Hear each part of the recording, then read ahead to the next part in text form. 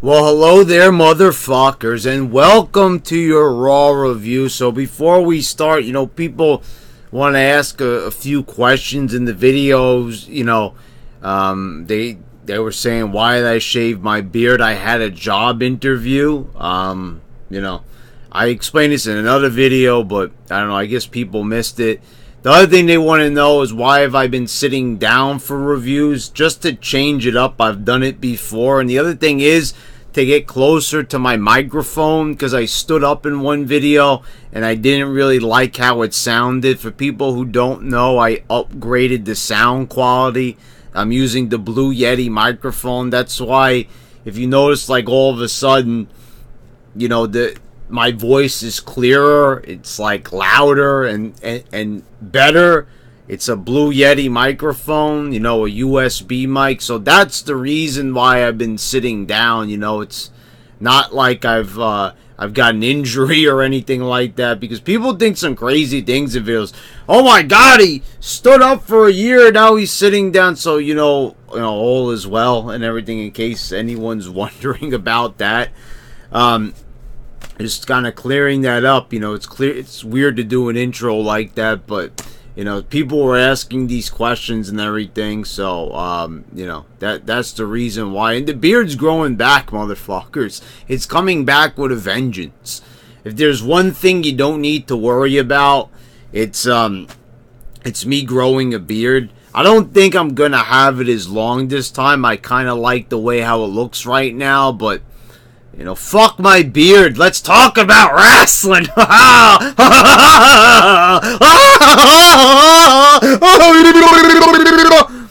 I mean, because that's what you're all here for. You're not here to talk about beards. You're not here to talk about large iced coffees. Before we start, fuck wrestling, because, it's just a show I'm going to tear apart in a few minutes. I know you all want to hear about that, but, so I'm going to McDonald's today, and here's a little bonus rant. I'm getting I'm on the electronic screen and everything like that, which I like, because you don't have to talk to people, which is just wonderful. I'm actually a fan of that. I like now in these fast food restaurants, when you go into Wendy's and McDonald's, you could just, I don't go to McDonald's a lot. Wendy's is a lot better, so I'm a big Wendy's fan, and I'm not a fan of fast food. Like, I don't hate it, I don't like it. As people know, I'm into fitness, so I don't really I try to stay away from it as much as I can. But at the end of the day, it's protein, and if you order smartly, you could kind of get away with certain things. But I'm trying to find, like, how I could get an egg and bacon, what is it, biscuit. I love those sandwiches that they have. When it comes to McDonald's, I love the breakfast sandwiches. That's one thing that they do right. Wendy's, their breakfast game needs to step up quite a bit. And also, the coffee's alright, but, they don't have iced coffee and all that. So, I'm trying to find out how I can make the meal, since, like, the iced coffee and the hot coffee are $1. I'm like, is there a certain way that I could kind of substitute that in? The screen's not doing it. There's something called special request, like, oh, I'm like asking the gods, to bring me an offering or some shit. I don't know. But, then, so I just go up to the counter. I'm like, fuck it. That's the frustrating thing, because if the selection is not on the screen, you can't order it. So what I do is, I go up there, and before it's all said and done, they do it. I'm paying $8 for a measly hash brown, a fucking microscopic little breakfast sandwich, and an iced coffee that just cost $1. How the fuck is that $8?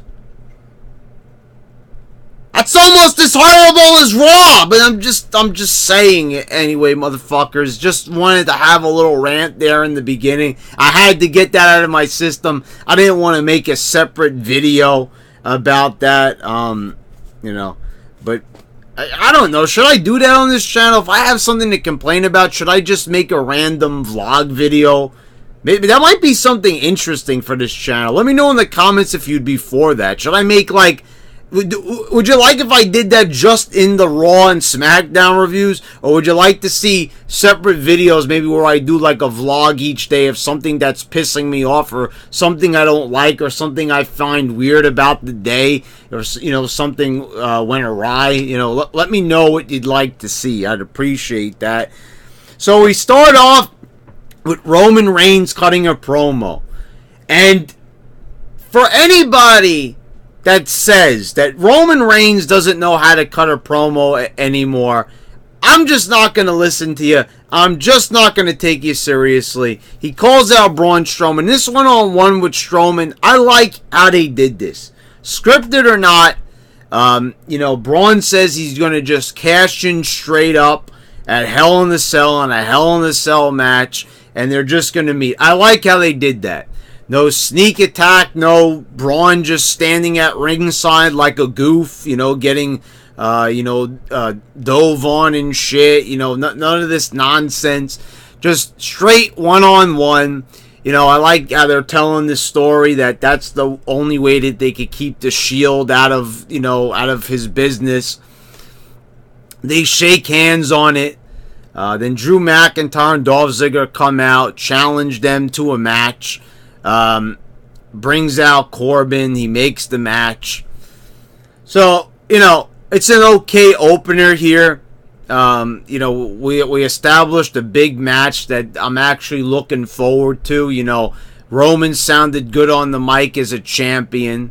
I like this new kind of thing they're doing with him. If they're not turning him heel, I know it's like take 83, and like I said, guys, I'm all for. The thing is, this is the thing. Maybe I'll save it for the Dean Ambrose match.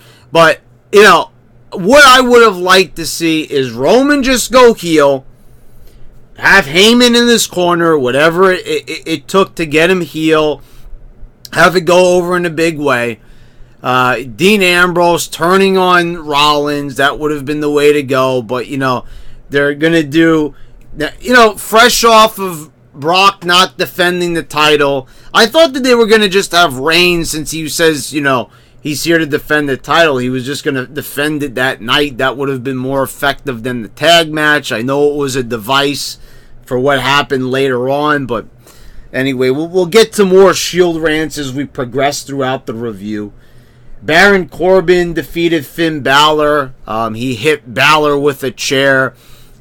Then he changed the the rules mid-match and says, it's a no disqualification match. Then, you know, he hit him with the chair again, gave him the end of days, and pinned him. So, you know, I don't get like how the wins and losses happen in WWE.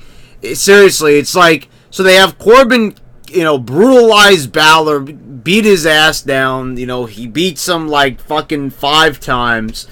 Balor comes back at SummerSlam. You know, Coach asked the question, why isn't Balor just a demon all the time? The real answer to that question is they're too lazy to paint his makeup. They've said it in the past.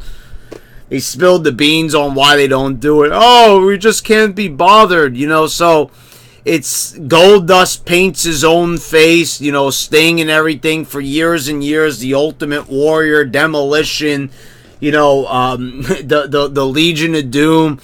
All these people painting their faces, painting their bodies, painting every section of their body, night in and night out. Sting would never be caught dead without his face paint. Same goes for Goldust, aside from the few times when he would like half paint his face or be Dustin Rhodes. Whatever the case may be. They just had Stardust. In fact, I think Stardust and Finn Balor were there at the same time. And you know, the thing is, it's like, just if you can't be bothered to do the whole body, then at least cover them up there and just do the face. You know, it's enough with the excuses. Oh, he only pulls it out when he needs to. Well, nobody likes the Finn Balor, you know, with the just the fucking smiling Finn. Smiling Finn. That's all he is. That's the only thing to his character. You know, so basically he only gets charisma or any type of appeal when he needs it. I still can't get over that, the fact that Coach actually said that during the match, and then I could hear that McMahon was probably angrily screaming into Michael Cole's earpiece, "Make sure you correct that, pal. Tell him he only needs it." And so every single night, all we're reminded about is how much smaller Finn Balor is than Baron Corbin. So if that's the case, then why is he even fucking there? And just get him off TV then. If McMahon don't like him, get rid of him.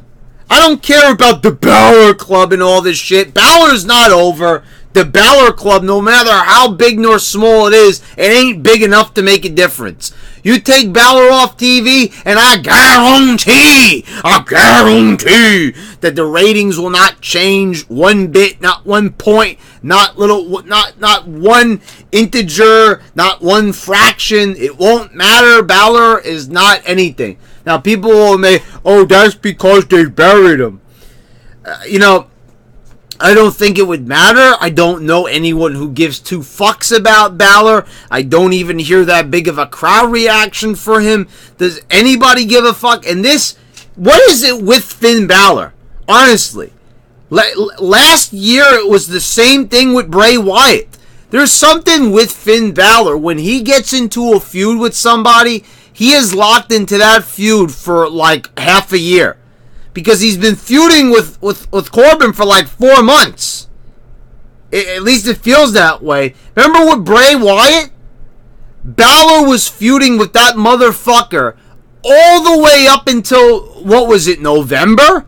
Yeah. Remember, I think when Bray Wyatt got ill, when they all contracted that virus, I think when they went to India or whatever it was. They went at Survivor Series or whenever it was. I forget when it was exactly. And they were going to have the Sister Abigail versus the Demon match. And it didn't happen. Remember that? And the thing is, what I'm not really fully understanding is like how the fuck they just think that people are going to stay interested for that long. Because they're not even interested in the first month. So how are they supposed to be interested for like 6 months straight? Because this is how long it's going.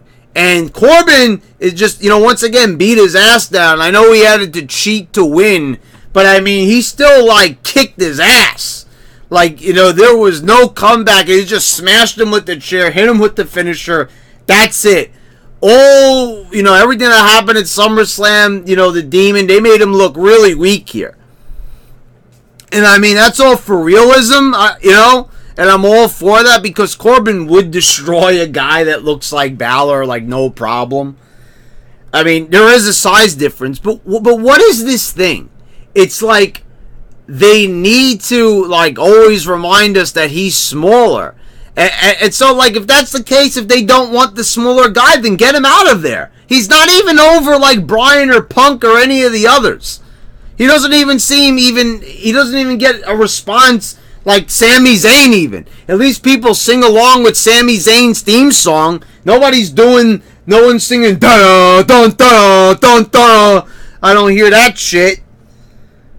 Then we got a video with the legends. And I like this. Anytime we get to see Ric Flair, Christian, Stone Cold, who else did you have in there? I can't really remember off the top of my head.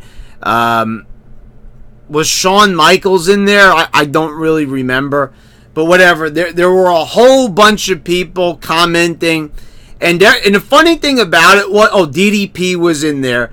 Every single one of them said Undertaker was going to win the match in Australia at the Superstar Showdown, whatever the fuck it's called. The only one who said Triple H was Stone Cold. He said he was going to bring the right game plan. So does this mean that Triple H is going to beat him because, the only one person said it was... usually when they do this, they split it up, but it was like everyone said Undertaker. I don't get it, so it's going to be interesting to see what they do there. I would say that they're going to have the Undertaker beat Triple H. It would be very weird to have Triple H beating Undertaker in just like some random network special. You know, I know that they're promoting this and everything, so why am I calling it random? Because it's not an actual pay-per-view. It's just something they're throwing on the network. It's, you know, not really one of the main shows. It's not a Mania. It's not a SummerSlam. It's not a Survivor Series. It's not a Royal Rumble. It's a Superstar Showdown. So, you know, I'm just saying it just seems rather unimportant for, you know, a big event like Triple H beating The Undertaker. So I don't see it happening. But then again, all these legends said otherwise. So I find it weird. I don't know if this was their natural reaction or they were told to say this. It's hard to tell. So I don't know where they're going for this match. I guess that's what makes it interesting. I'm interested to watch it. Anytime The Undertaker is going to wrestle, you can bet your ass I'm going to watch it, especially when it's as sparingly as it is now. I guess that's what's good about using him this way. It definitely is a draw. Like, it's even going to make somebody who doesn't like WWE right now wanting to actually watch it. How many times do I actually say I'm looking forward to something, I want to see it? I want to see that match. Sasha Banks defeated Dana Brooke, so they go all about, you know, Dana Brooke returning to the ring. You know, Dana Brooke did wrestle Ronda Rousey, or she appeared, you know, I think, like, wasn't it after Raw went off the air, they had her, like, approaching Ronda in the ring, and, like, Ronda, like, T-bone suplexed her or whatever the fuck it was. So, you know, they're just not counting that, so, like, Dana's returning to the ring. You know, she's got on her old attire, so, you know, I guess she can't wrestle in the statistician gear. It's good enough for Corbin, but, you know, I don't understand it. That still pisses me off. I don't get why, because Corbin's the constable, he has to wrestle in street clothes. It makes no fucking sense. Like I said, he has to be uncomfortable because, you know, it doesn't, you know, he's wrestling. It's not like he's backstage, like he has to be dressed up. So whatever, Dana's in there, you know, looking like she used to anyway. She's still fucking hot as hell. I still say that she's the hottest out of them all. But Sasha beats her. I don't know where they're going with this. Like, what the fuck is Sasha doing? I honestly, I can't tell you. They did this whole feud, the anger management, and they're right back to where they started. And they're not even, like, acknowledging it. It's like nothing ever even happened. I just sit there like flabbergasted every single time I turn on the show. How the fuck did they fuck this up so badly where they were gonna have a big storyline and then they got nothing out of it? All that whole month or whatever they spent doing this, they fucking wasted their time for this. This is the payoff or lack thereof. Seth Rollins issued an open challenge, and he was as annoying as ever. Hey guys, hey guys, you want to see an Intercontinental U.S. challenge? And what the fuck? I'm gonna stand up right here because I have to imitate this. What the fuck was the thing that he did? My dance card is wide open. My dance card is wide open. My dance card is wide open. The fuck? The fuck was that shit? I mean, what? I understand the expression and everything. That's not what I'm saying, but, like, they're trying to make, like, Rollins. I understand what they're trying to do. They want to make Rollins, like, the ultimate babyface. Like, this is a chill guy. This is a cool guy. Hey, guys, want to go crossfitting with me? Hop in my minivan. No, actually, like, hop in my, what the fuck is that car, you know, that runs on electric? Those little fucking cars that I hate. I can't think of the name of them. The smart cars. Yeah. So, you know, hop in my smart car, guys. We're gonna save the environment and cut down on carbon emissions. You know, let's go grab some soy protein shakes and hop in the smart car. We're gonna head off to our CrossFitting classes. You know, where we got weights that look like they're 45 pounds, but they're actually just 10s. They're 10s, guys, but we make them look big just for the fuck of it. Gotta have big weights, guys. The bigger, the better. When you have a small penis, like it showed on Instagram, right? When those photos got released of me, you know, you gotta have big weights to compensate. Ha! You know, my dance card's wide open. You know. So basically what they're trying to do is they're trying to make this guy, you know, like a cool guy, you know, hey guys, you know, like let's all party together and shit. You know, that's why it's like, you guys are on fire tonight, you know, he's like trying to talk to the crowd, get on their level, he's just one of them. You know, it's just like a cool guy, like a friend, and it's not working. It's not working, guys. You know, it's not working. It's just annoying. And his voice, I don't know what it is. I think the voice, because it's you know, it worked better as a heel. Because that way, you know, he was a heel, so it's like you're supposed to hate him, so it worked. So it kind of just like, I accepted him as a heel with that voice. But then when he went babyface, I'm like, nah, this is, you know, I'm not getting behind somebody with that voice. Especially when he says the shit he does. Because I'm not one of these smarks in the crowd like, burn it down, burn it down. What is that even supposed to mean? Like, he's burning it down, like in the match, like he's burning the house down, you know, like, is he a fucking arsonist or some shit? Should I be concerned? Should I call my local fire marshal or some shit? Should I call Smokey the Bear? I mean, what's going on? Only you could prevent Seth Rollins fires. I don't know. Like, I'm just sitting here listening to a guy go on, you know, telling the crowd how great they are. Fuck. Like, just turn him heel again, whatever the fuck it may be. Or have him stop saying that lame-ass shit. If it's scripted, if it's him, I don't care. Whoever's fault it is, whoever to blame, it falls on the shoulders of. Stop! Thank you. I appreciate that.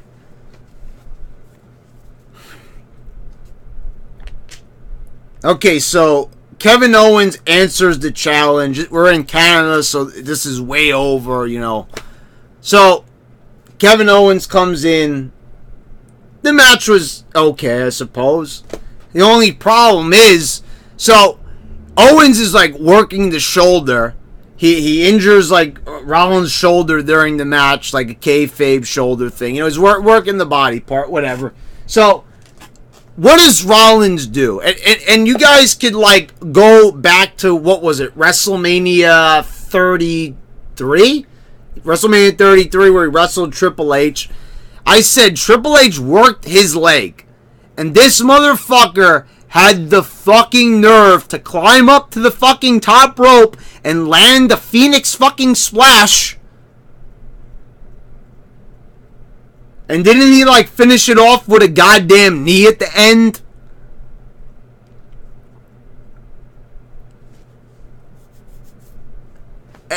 So, he's working it. So, what move does Seth Rollins choose to do during the match with the shoulder?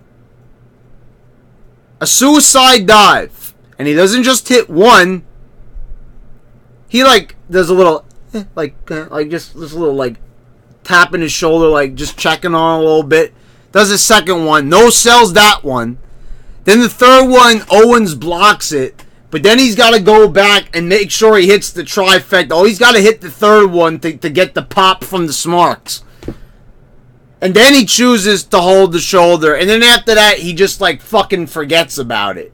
And the shoulder is like a non-factor after that. It's like, then don't even sell. If you're going to half-ass the sell job, don't even fucking sell it. Don't even, you know, these guys go into the matches now with it all rehearsed, right? So, don't even fucking bother rehearsing it because you're laying out a shit-ass match. And I understand that there's going to be a lot of smarks also on this video, whatever, who are going to be like, well, you're not a worker. And you're right, I'm not. I don't know how to wrestle. But I will say this, I have watched years and years of wrestling, and I've seen it done right where I would never complain about it. You never have to worry about this years ago. You know, it was just like the match looked fine because guys knew how to work. Oh, my shoulders hurt. Okay, so I'm going to sell that throughout the match. And I'm not going to perform moves where my shoulder's getting banged around. It's like if you hurt your foot, if you stub your toe, you're going to be like hobbling around for quite a few minutes. That's not something you're going to just shake off. And that's just fucking stubbing your toe. After you stub your toe, are you going to jump on your bike right away and start riding it? Probably not. It's probably not a good idea right away to start fucking riding a bike. Or are you going to start like going out to play basketball the minute you fucking like, you know, you say you fall and you hit your knee and you're having trouble walking. It's just like you're not going to do that in real life. So even though this is a fake fucking form of entertainment, you're still an actor. You're still a performer. You're supposed to still, you know, allude to the fact that it is real within this realm. So, I'm sorry, but it's unacceptable at this fucking point. And the fact that everybody wants to put this guy over and say he's the best worker, it's fucking bullshit. He's injured so many fucking people. Sting. He's injured Finn Balor, right? The guy we just ranted on for several minutes. John Cena, you almost broke the man's face into several pieces. I mean, do I need to go on? The guy is dangerous, and he's not a good worker, and he doesn't sell. All he does is perform spots, spot to spot, and then we're told he's a workhorse. It's like fuck all logic, fuck all psychology. No, he's a workhorse because he does a bunch of moves that pop the crowd. Is this working for anybody? Are the ratings going up? Is attendance up because of Seth Rollins? No, I don't think so. You know, I mean, honestly, like, it's enough already with this guy being the best thing of all time and, like, the best modern worker. He's not good. If anything, he's one of the lowest on the list, and I'm sick and tired of hearing everybody put the guy over. Because he shouldn't be put over. He should be criticized for the poor work he's fucking doing on such a large scale. Then after the match, Kevin Owens quits. He sits in the ring after the match and he says, "I quit," and he walks off. I don't know why they're doing this to this guy. If this leads to something entertaining, then I'm all for it. But chances are, you know, judging on the current product and how things go and fucking, you know, just simple logic, I'm going to say that it probably won't work. But it's exactly the thing. What happened with Kevin Owens? Like, you know, he's a WWE Championship title contender on SmackDown. They give him the Universal title. And, you know, where did they lose faith in him? Because the thing is, if you notice, I always say, Kevin Owens ain't a bad wrestler. I like him. He's also good on the mic. The only thing I criticize him about is how he fucking looks. He doesn't look like a star at all. He sounds like one. He wrestles like one. But he looks like fucking shit. And I'd even tell you the same in Ring of Honor. But the guy has always put forth entertaining matches. I've always liked him on the mic. Like before the match, it's like night and day. The Seth Rollins promo and then the Kevin Owens promo. Kevin Owens was way more over in his promo. And I know it's unfair because it's Canada, but that's usually the case. Kevin Owens has a very natural way of speaking. He does good heel work on the mic, and he does a good job of, you know, whatever extent he is able to get over, he gets over to that point, to that extent. So I don't know what they're doing. They had him get crushed by Braun Strowman. I don't know what the point of that whole storyline was, what it did for Braun, what it did for Owens. Well, I'll tell you what it did for Owens. It devalued him even further. So, you know, job well done, guys. You know, kudos to you. Congratulations for that. If that's some sort of accomplishment, that's some sort of feather in your cap, then, you know, great, good. You know, muy bien, I guess. The Revival defeated the B Team. You know, they already lost on the pre-show, the Revival, so now they're winning here on Raw. Oh, shit, it's time to get serious about the Revival for a few weeks. I mean, and it is a good point what they brought up. They said the tag division had been in shambles. The thing, and he says, what they cut the promo after the match of Revival do about, how do we go from, Roll Warriors to the B team? Good point. I like how they glossed over like 40 years of wrestling, 30 years of wrestling, like that transpired after the Roll Warriors and Tully Blanchard and Arn Anderson. But whatever. Don't mention the Dudleys, the Hardys, Edge and Christian, the New Age Outlaws. Don't mention any of those teams. Okay. So, whatever. Tag team wrestling, I agree, has been boring. But, Matt Hardy and Bray Wyatt were a great team. And this could have been a lot of fun, but they fucked that up, because they have characters that are over with the crowd, that they're like the best characters on the show, and they still can't figure out what to fucking do with them. So, there you go. I mean, I don't know what to tell you guys. Like, once again, they're like belittling themselves on camera, through the promos, like, hey guys, we could have a good tag division, but it sucks, and we're going to acknowledge how bad it is. It's really funny. I remember, like, years ago, somebody put up the Jericho debut promo, and how he said, like, the ratings are falling. It was all untrue. But now you could apply that Jericho promo that he cut on The Rock. Now you could apply that to today's product. If anybody knows the promo I'm talking about, when Jericho first debuted, I think that's quite hilarious. Like, that was a promo from Jericho's perspective, but now it's like the way how they do a promo now, where they're actually like criticizing themselves. So like, instead of just criticizing yourselves on camera, analyze what you just said there and fucking fix it, you fucking morons!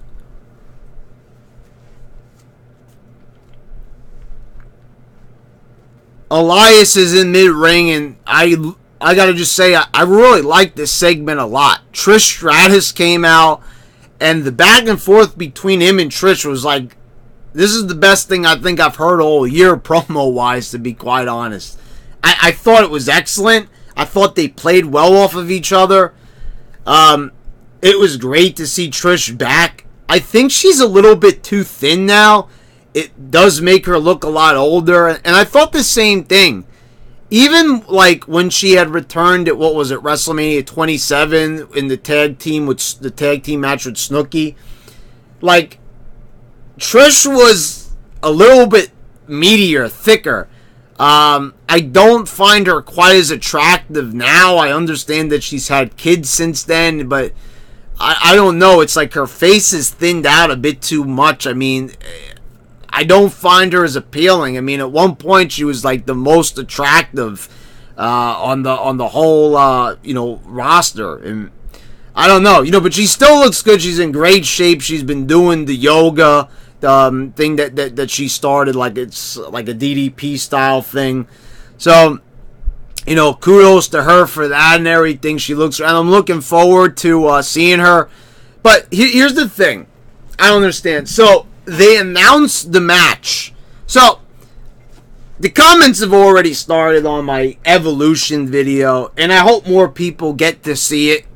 I'll put a link to it like right here. I'm going to try to remember at 33 minutes into the video. I'll put like a little card right here. It'll be like right here. Right here, right here. This is accurate because I know for a fact it's actually right here. I know a lot of people fuck it up, but I know because I've been putting cards in my videos. So, check that out. I usually link the video game stuff here too and the Patreon. If you guys want to check that out, appreciate that, of course.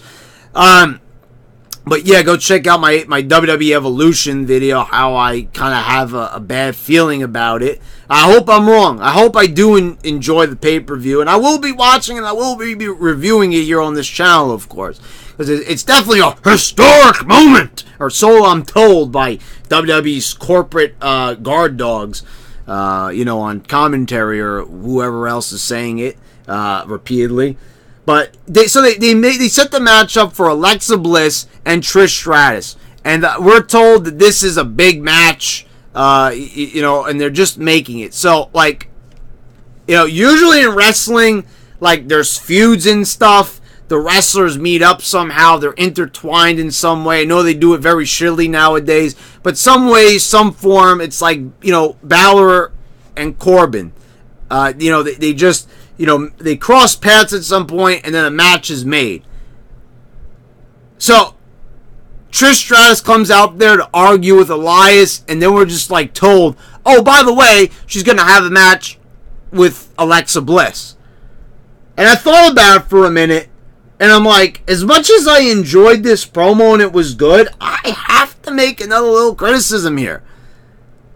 And I know that what followed is, we'll just get through this part and then I'll finish the rant.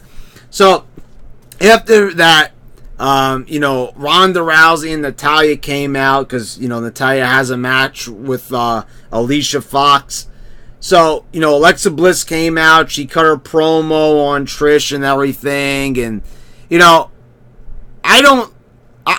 this is also the other thing I don't get, like, also with the promo work.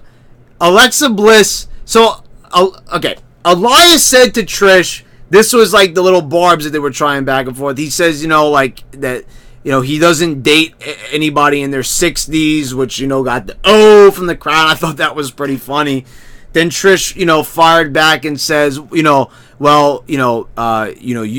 just like you can't get it, you couldn't get me, you can't get a championship or whatever. They were arguing with each other a little bit there. So, Elias did it like a backhanded compliment to Trish. Then Alexa Bliss compliments Trish on the way how she looks.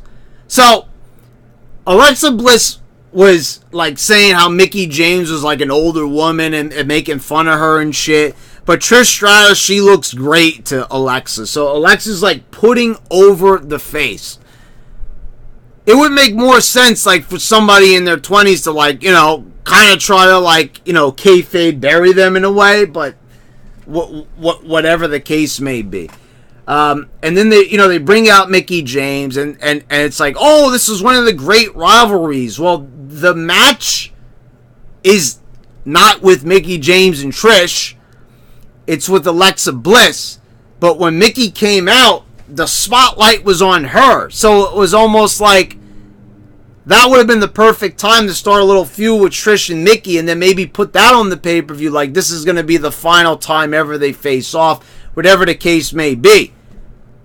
But it's like they already made the match and now they're going to have the feud. That's backwards. They booked the match before the story?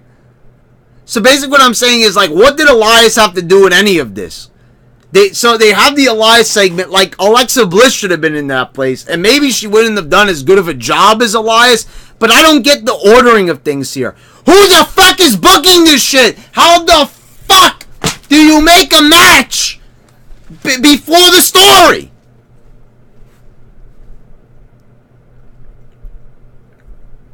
Okay, I understand that some novelists and shit, they write the end of the book and then work their way backwards.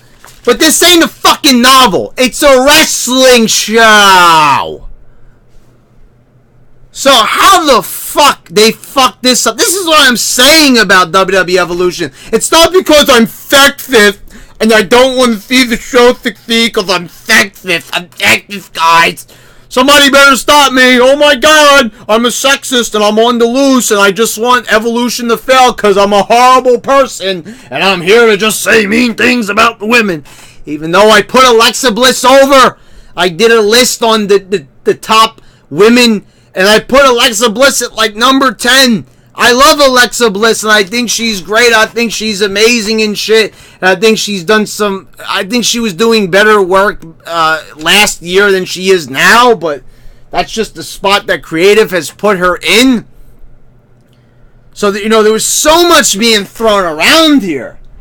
Elias gets slapped, he just fucking leaves the ring, nothing else.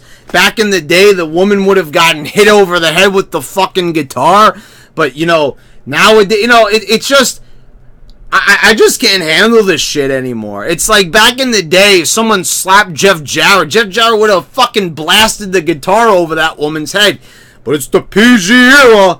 You know, I thought it was funny how Elias said, you know, that it was going to be like a bikini bra and panties match or whatever, you know, to make light of the match or anything like that. But then they're also advertising that Alexa Bliss's match with Ronda Rousey. But, oh, we've also got a match with Trish and Alexa Bliss as well. So there's all this fucking promotion. Oh, Mickie James is back, but she's not even going to be involved in the match. And then we have the match with Natalya and Alexa Bliss, and no one even gives a fucking shit about that thing!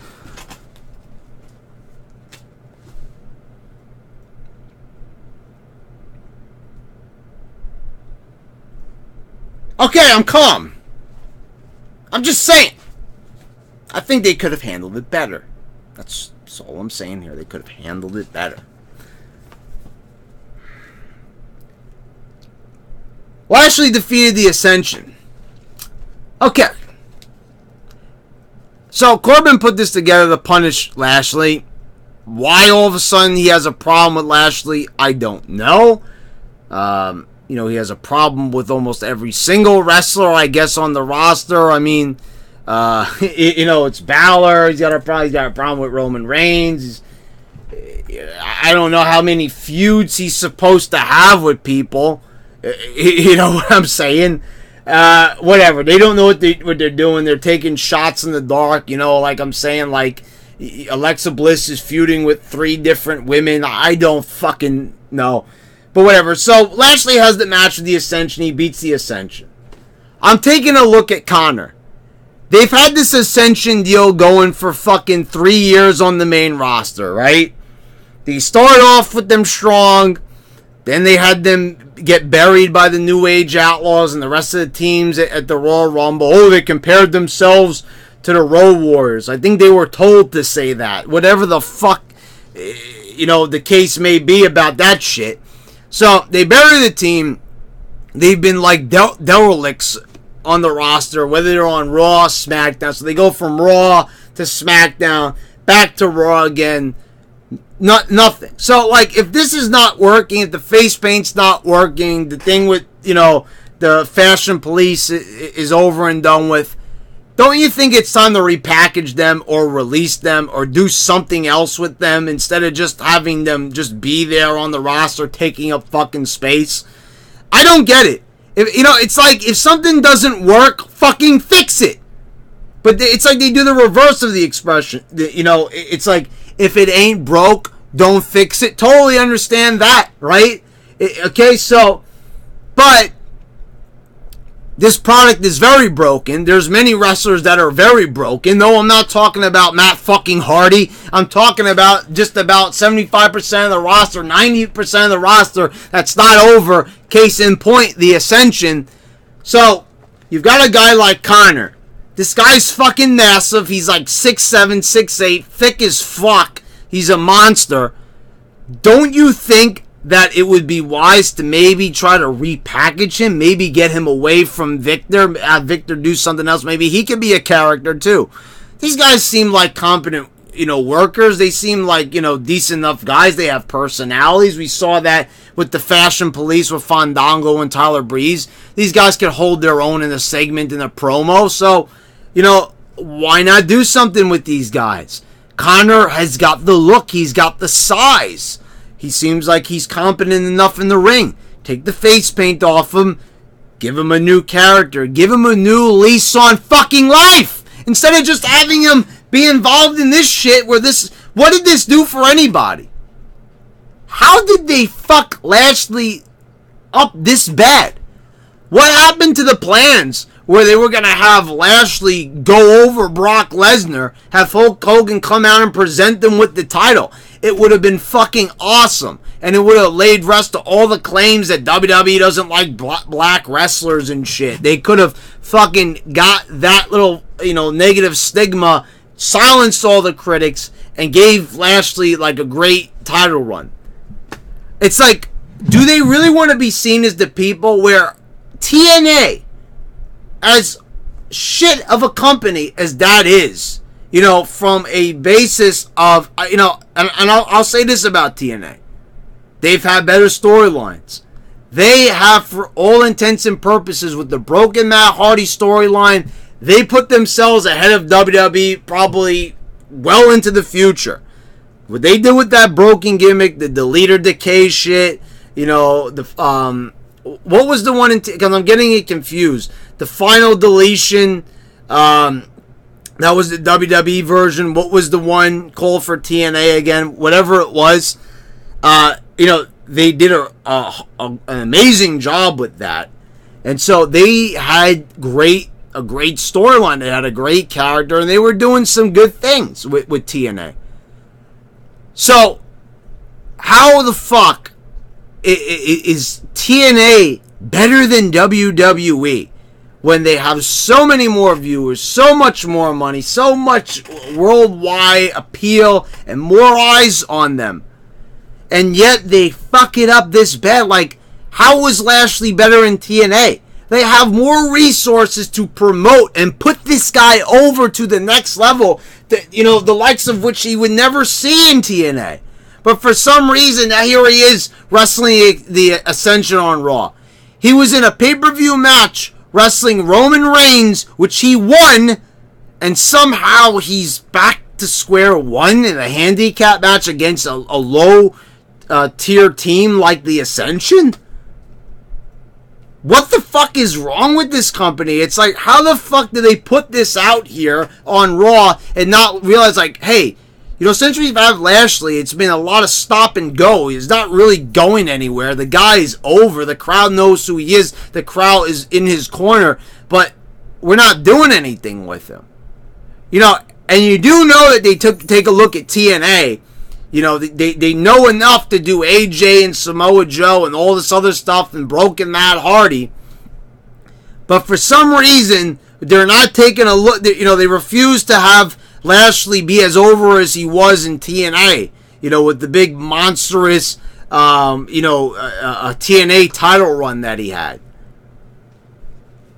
I'm not really understanding, like, what's so hard here. He's a big guy.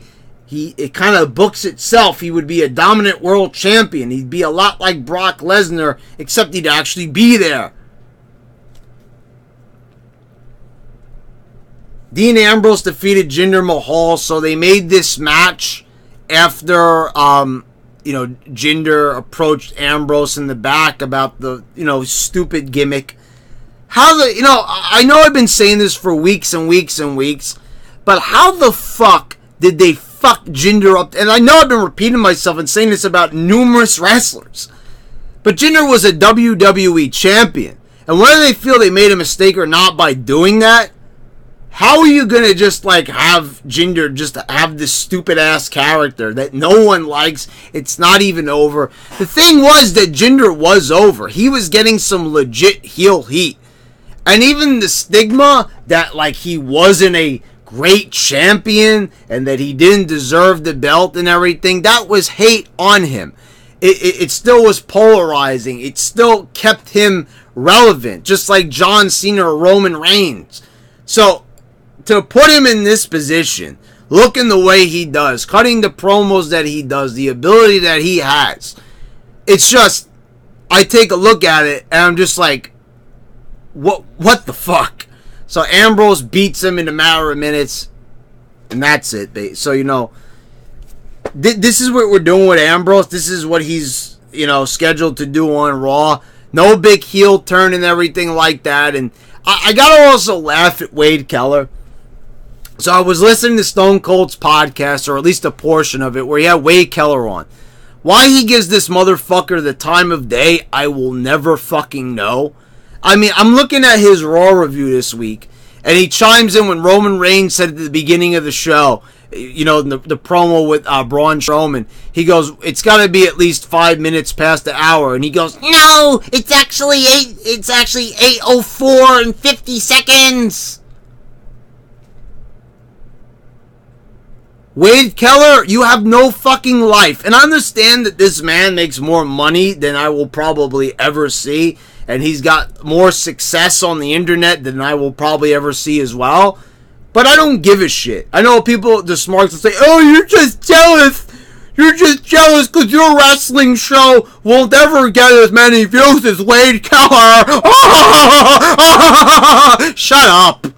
Honestly, you think I'm jealous of a fucking doofus like Wade Keller who takes wrestling way too seriously? Here I am, like, in my reviews, making a damn fool out of myself, doing this shit and everything because this show is a fucking joke. It's not super serious. Gotta straighten my tie. This is serious wrestling business. This is a fucking fake form of entertainment. It's men in their underwear touching each other, getting very uncomfortably close to each other's crotches. I just happen to find it entertaining, and I've been a lifelong fan of it. But this is not some shit to take super seriously, like this is life and death. I mean, my fucking God. I mean, like, honestly, I think the choice whether to put, milk or cream in my coffee is probably a more crucial decision than anything that transpires on the fucking episode of Raw. I mean, honestly, I mean, really, like, taking it way too fucking serious. So anyway, my point was, Stone Cold is talking to Wade Keller about the Dean Ambrose, return. And, Stone Cold's a smart guy. I disagree with him about certain things and everything, but whatever, Stone Cold ain't gonna be perfect. He's my favorite wrestler of all time. He's probably one of the most over stars of all time, but that doesn't mean that every single thing that he says is going to be right or correct or the right thing to do. But I'm in 100% agreement with him on Dean Ambrose. The new look is awesome. Ambrose looks ready to go. He looks kick-ass. He looks 100 times better. Of course, what does Wade Keller do? He buries the new look and the return. Oh, now Dean Ambrose, he looks it's like, okay, so Wade Keller doesn't have as annoying of a voice as Seth Rollins, but he has a higher register of a voice. And it's like, so everything that he says is so annoying. And it's so annoying that, like, everything that is good on the show, this is how you know when something's good. When Wade Keller doesn't put it over and he buries it. So what they should do, this is how WWE should make a great show. There's an idea. Look at Wade Keller's review of Raw, and everything that he criticizes, do it. And everything that he puts over, don't do that anymore. Go in the other direction. And I guarantee you the show will be fucking amazing. Or at least decent, at least bearable, at least watchable. Because I've noticed it. So anyway, it's like Stone Cold. So, basically what Wade goes on to say is that he's not sold on the new look. He looks like everybody else. The short hair, the beard, the big arms. He's actually burying the fact that Dean Ambrose has big arms. He's a fucking wrestler, Wade. He should have big arms. It means that he works out. It means that he's been doing bicep and tricep workouts effectively. It means that the guy is healthy. It means that he's physically fit. Just because you sit there and you do fucking nothing all day and write your little wrestling columns. At least Dave Meltzer, man. At least the man works out. At least he looks good. As much of a doofus as fucking Dave Meltzer Magoo is, at least the man looks like $1 million. And I'll put the man over for that. He looks great. I want to say for his age, but he's only like 58, 59, whatever. He's very close to my dad's age. So, the guy looks really good. I could say for his age, because there's a lot of people that are at age 60 and they look fucking decrepit.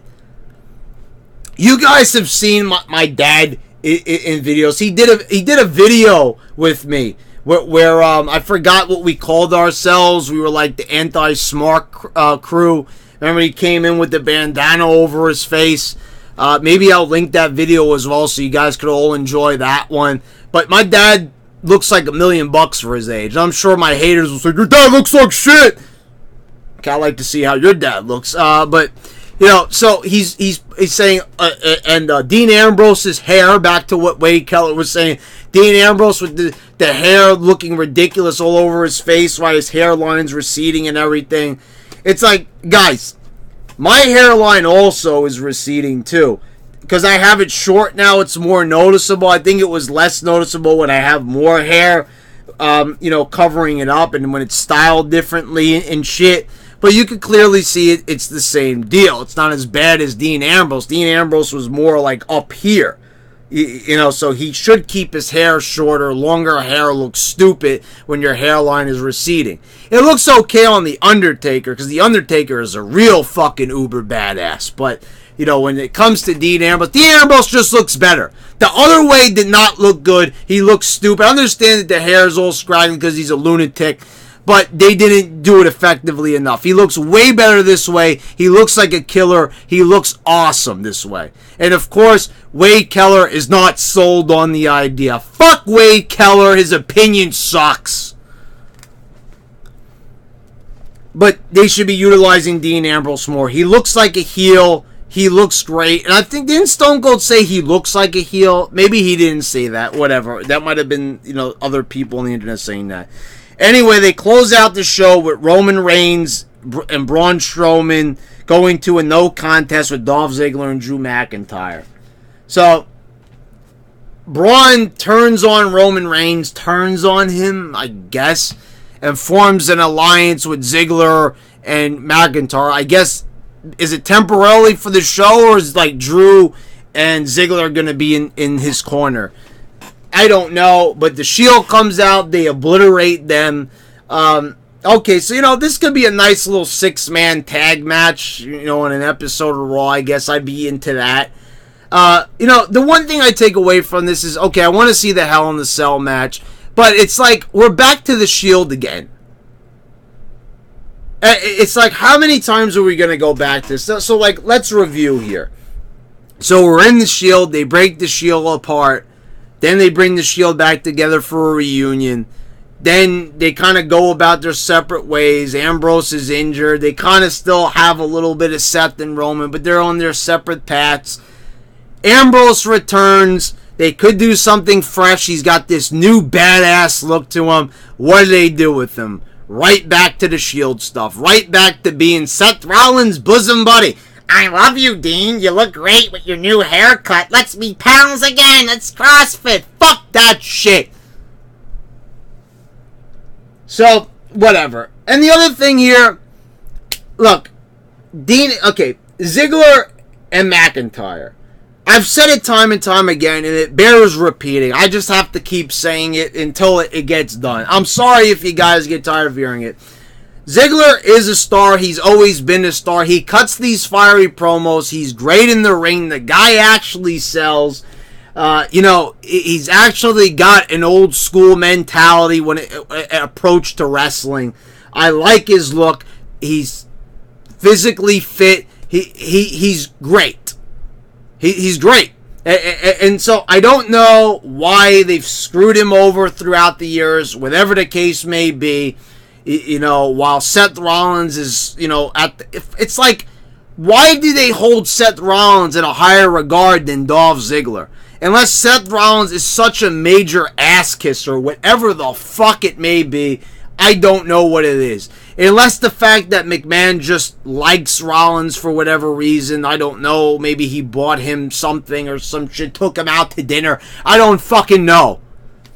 But why they always still continue to not do Dolph Ziggler justice, I'll never understand. It's the same thing with The Miz. Why is The Miz as over as he is? He's so fantastic on the mic. He's one of the few characters that's so over. He does the gimmick so well. He'd be such a great heel world champion. Take the belt off of AJ, put it on The Miz. But it's been 7 years since The Miz has held the world title. Even though he looks like a main eventer and acts like a main eventer, he is not a main eventer. So the same thing goes for Dolph Ziggler. And Drew McIntyre, this guy, just like Dean Ambrose, what a fucking body transformation. You look at the before and afters when this guy left the company versus how he looks now. night and day. This man looks like he is a world champion. He talks like a world champion. These guys should be contenders.